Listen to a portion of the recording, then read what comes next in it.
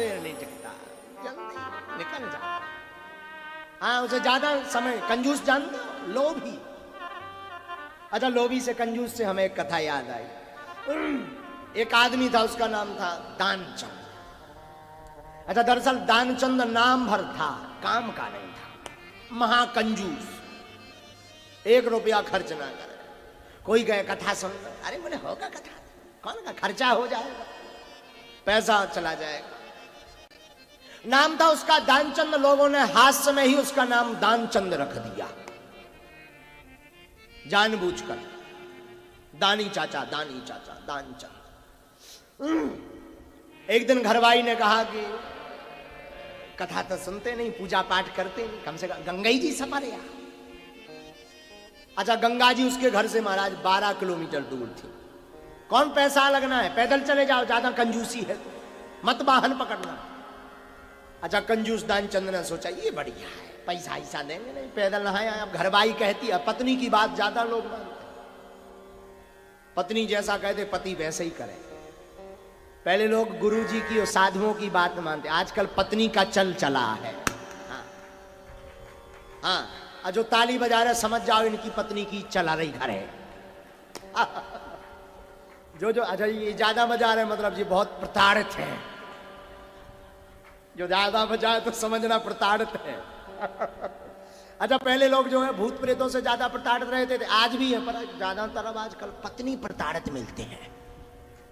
हाँ, पत्नियों की बड़ी चल चला। तो सोचा दानचंद ने कि पत्नी कहती तो जाना पड़ेगा, नहीं तो कल से रसोई बंद, भोजन ही नहीं मिलेगा। बेचारे ने सोचा कि चलो गंगा जी सफर आए। 12 किलोमीटर दूर तो है, पैदल गया।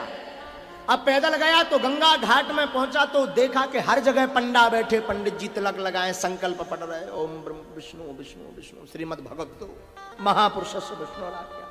इसने सोचा अगर इस घाट पे स्नान करेंगे तो कुछ धेला देना पड़ेगा। उस जमाने में धेला चलता था, पैसा, पैसे को धेला बोलते थे। ध्यान से सुनना, हो सकता तुम उनमें से भी एक आध ऐसा व्यक्ति हो। राधे राधे। तो दानचंद ने सोचा यहां से जाएंगे, पंडित जी कुछ धेला ले लेंगे, पैसा ले लेंगे और हमें खर्च लग जाएगा। तो ये आदमी मुर्दा घाट से सपन्ने गया, जहां मुर्दे जलते थे। इसने सोचा यहां तो कोई आता नहीं, मुर्दे ही आते हैं। कभी कभी कोई आदमी अपनी सीट खाली करता है, तब जाकर मुर्दा घाट भरता है। जीवन में जब कभी कभी अपनी जिंदगी की सीट खाली करता, तब जाकर के मुर्दा घाट भरता, तो कभी कभी मरता। तो ये कंजूस दानचंद मुर्दा घाट पहुंचा। इसने इधर उधर देखा तो कहीं कोई पंडित जी नजर नहीं आए, पंडा नजर नहीं आए। इसने कपड़ा रखे और नाक पकड़ी और गंगा जी में डुबकी लगाई, हर हर गंगे। भगवान ने सोचा चलो आज इस भक्त को छकाया जाए।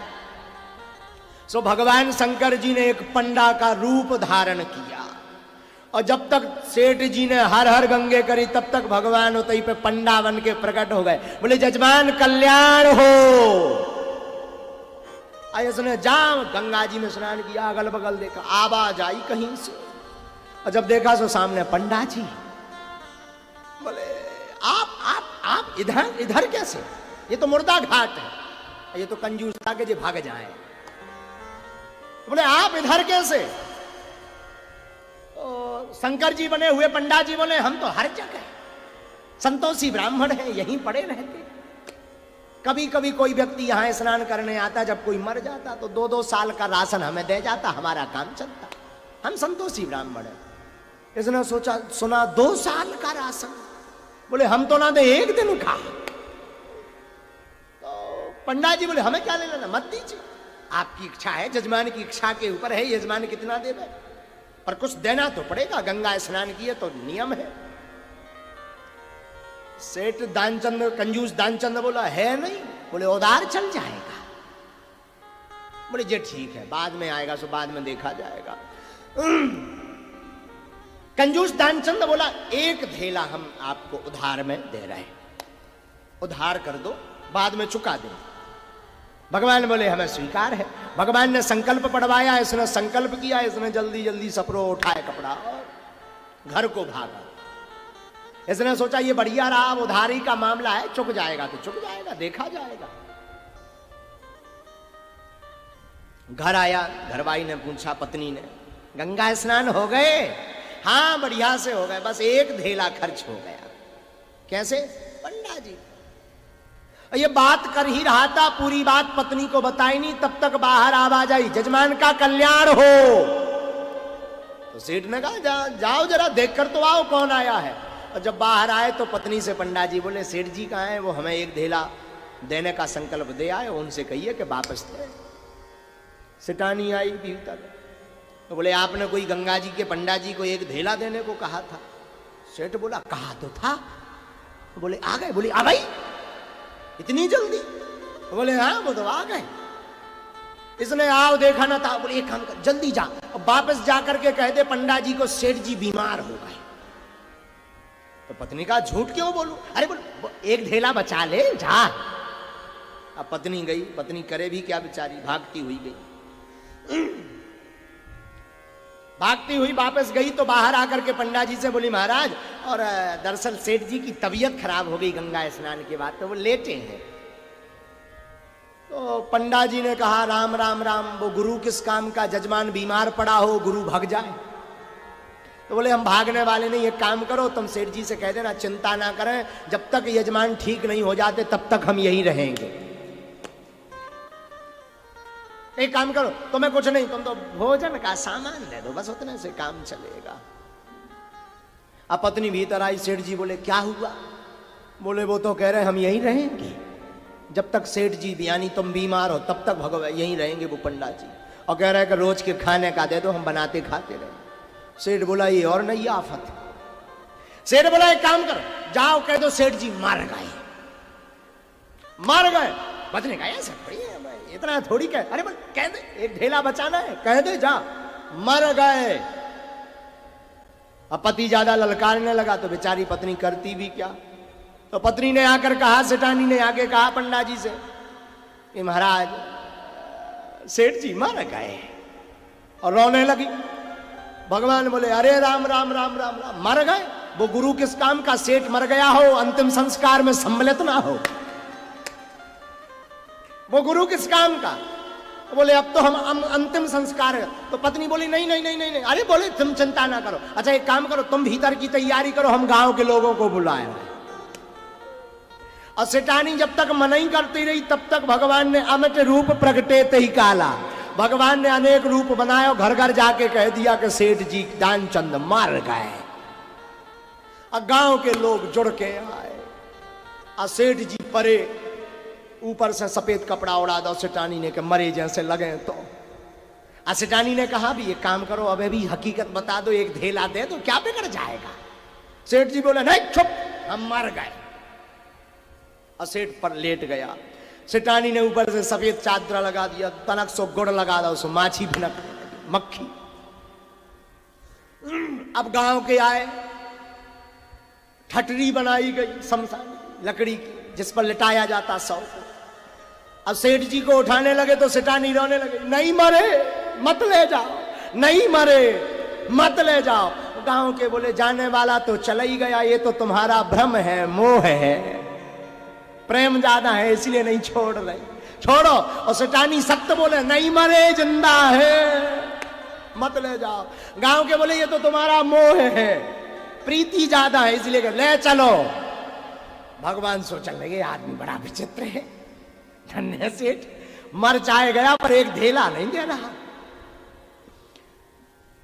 अब कंजूस दानचंद महाराज ऊपर लेटाओ सने की ले गए, राम नाम सत्य। भगवान ने सोची अब ही जग जा, कह दे, पर वो बड़ा कंजूस। भगवान बोले आज तक हम भक्तों को छकाते रहे, पहली बार ऐसा आदमी मिला जिसने हमें छका लिया।